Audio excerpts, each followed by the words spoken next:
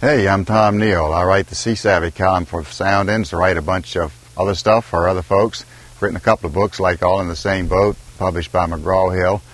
In 1979, we moved aboard a boat, and we've lived aboard since then, and we travel thousands of miles every year. We've hung out in New England, hung out a whole lot in Bahamas and various other places. One of our favorite areas to cruise is the Atlantic Intracoastal Waterway. It's something that you can do too. If you'll come aboard the Chenoo, we'll sit down and talk about it a minute. The ICW begins at Mile 1 in Norfolk, Virginia, but just before you get to Mile 1, you pass the Norfolk Naval Base, where you can see some of the most fantastic, powerful, impressive military naval ships in the world, from aircraft carriers to nuclear submarines and guided missile cruisers. It is literally awesome. But shortly after that, you can leave civilization and go into a cutoff known as the Great Dismal Swamp Canal and be immersed in the Dismal Swamp. Then you get into the great river and sound system of North Carolina behind the Outer Banks and all that area. And soon you find yourself into Beaufort and Morehead City, which are great places to visit. We tie with the Morehead City Yacht Base in there.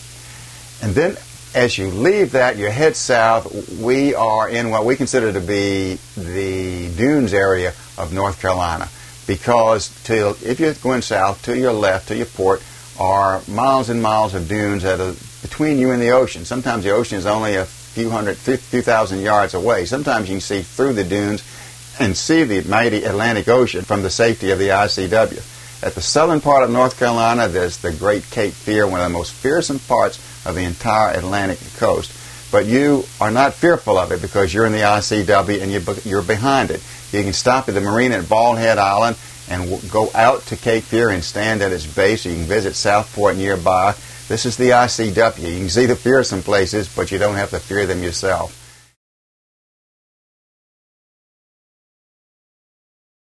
In South Carolina, you again have marshes. You have the Great Waccamaw Swamp. You have, and here you'll see alligators and bears and things like that. You will soon have Charleston. Now, Charleston is probably one of the greatest restaurant areas in the world. There are a lot of other good reasons to stop in Charleston, too. And then you get to Georgia. Now, Georgia, of course, has Savannah, which you want to visit. But to us, Georgia is an incredible wilderness area because it has hundreds of miles of marsh. And you can be in the rivers and the sounds and the creeks of the Georgia marshes of the ICW there and not see another boat for hours and hours at a time. It's absolutely beautiful.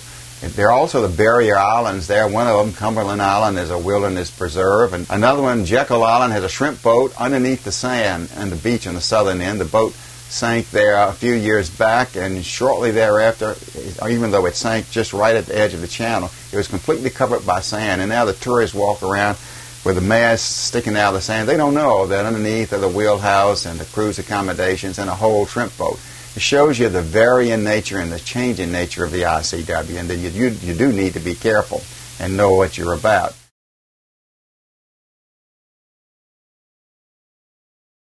Soon you're in Florida. At the northern part of Florida is the city of St. Augustine, the oldest permanent European settlement on the North American continent.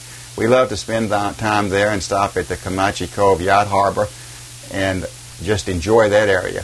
Not too much farther south, for example, is the Indian River. You can anchor in the Indian River and you are to the inland side of the Kennedy Space Center near Cape Canaveral, where they shoot off many of the shuttles. So if you're there at the right time, you can actually see a shuttle launched. Toward the southern end of Florida is, of course, Fort Lauderdale, known as the yachting capital of the world. It has almost 200 miles of canals. If you like boats, you will find just about any boat you could ever dream of seeing in Fort Lauderdale. And of course, you can turn left here and go to the Bahamas, about 50 miles to the east. But a lot of people going down to Miami. And now some people call this the capital of the Caribbean. It's not in the Caribbean, but people say what they want to say. And after Miami, if you have a shallow enough draft, you can go down to Florida Keys, explore them all the way to Key West. The ICW is an incredible place to cruise, and it's something that you can do if you prepare well and have the seamanship and have an adequate boat. Now, if you click on the spot that they're showing you on the screen, you can go to some written material that I've done and read more about it, and you won't have to look at my face anymore. We sure hope we see you out here on the ICW someday.